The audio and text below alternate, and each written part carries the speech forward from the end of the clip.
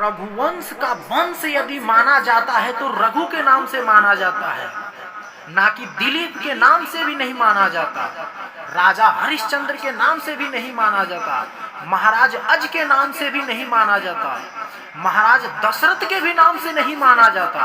अगर माना जाता है तो महाराज रघु के नाम से ही जाना जाता है।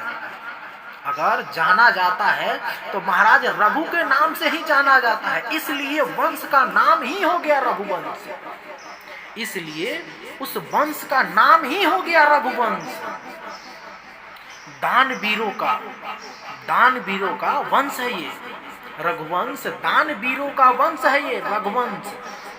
महाराज हरिश्चंद्र का सत्य, महाराज हरिश्चंद्र का सत्य और महाराज दिलीप का गौ भक्ति, महाराज हरिश्चंद्र का सत्य और महाराज दिलीप का गौ भक्ति, रघुवंश का विश्वजित यज्ञ, रघु महाराज रघु का विश्वजित यज्ञ।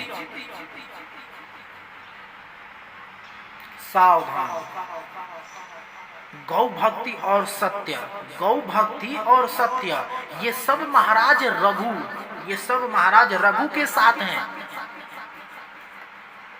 सत्य और गौ भक्ति ये सब महाराज रघु के साथ हैं, ये सब महाराज रघु के साथ जुड़ चुके हैं। इसलिए वशिष्ठ जी दशरथ जी से कहते हैं, महाराज अब आप जाइए, इस यज्ञ को कैसे करना है, क्या करना है, अब वो हमारी जिम्मेवारी हो गई है। अब हम उसको देखते हैं जो कैसे करना है, यज्ञ में क्या करना है, क्या पूजन करना है, वो सब हमारी जिम्मेवारी है। अब आप जाइए, राजमहल को जाइए और यज्ञ करने की तैयारी करिए। कैसे यज्ञ का किया जाएगा और कौन कौन से ऋषि उसमें आए हुए हैं कि भगत सहित मुनि श्रृंगी ऋषि वशिष्ठ बुलावा, कि भगत सहित मुनि श्रृंगी ऋषि वशिष्ठ बुलावा, पुत्र कामना शुभ यज्ञ करावा। कौन सा यज्ञ कराना, किस कामना के लिए, तो पुत्र कामना शुभ। जैसे ही यज्ञ प्रारंभ हुआ और यज्ञदेव ने हंडी लेकर प्रकट हो गए, हंडी लेकर प्रकट हो गए। अब समझ लीजिए आप लोग, अब समझ लीजिए आप लोग कि यज्ञ का फल मिला कि नहीं मिला,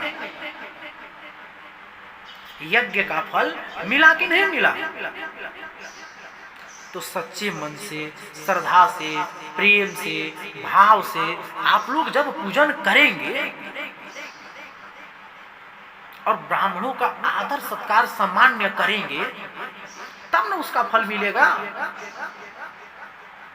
यहाँ तो आजकल स्वयं ही सभी लोग पंडित बन जा रहे हैं, स्वयं ही पंडित बन जा रहे हैं। ब्राह्मण के बात सुने या ना सुने पहले ही अपने ही ब्राह्मण को ओपिनियन देने लगते हैं जी, नहीं ऐसे नहीं, ऐसे होता है, ऐसे करिए, ऐसे करिए। ब्राह्मण कैसे पूजन करेगा, क्या करेगा, कितना समय लगेगा, क्या बनेगा, क्या नहीं बनेगा, वो ब्राह्मण अभी डिसाइड करेगा ना, कौन सा वेदी बनेगा, कौन सा वेदी नहीं बनेगा, कितना समय लगेगा। ब्राह्मण को बोलने से पहले ही जजमान कह देता है, कहा जी पंडित जी कितना टाइम लगेगा, हमको कहीं जाना है, थोड़ा जल्दी कर दीजिए। तो जल्दी करने से क्या पूजन संपन्न हो जाएगा, उसका फल तुम्हें मिलेगा? नहीं। जबकि पूजन में सब मोह माया सब त्याग कर, सब छोड़ छाड़ कर श्रद्धा प्रेम भाव से भगवान के चरण में बैठना पड़ेगा, भगवान के लिए प्रार्थना करना पड़ेगा, कष्ट करना पड़ेगा, कष्ट झेलना पड़ेगा, तब जाके भगवान मिलेंगे ना। इतना आसान थोड़ी है जो मिल जाएंगे भगवान।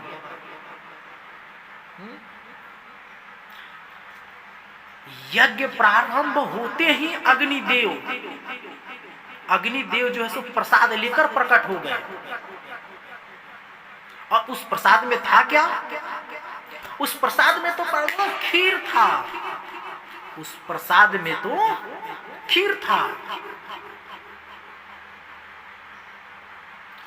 अग्निदेव जो प्रसाद लेकर प्रकट हुए थे, उस प्रसाद में तो खीर था।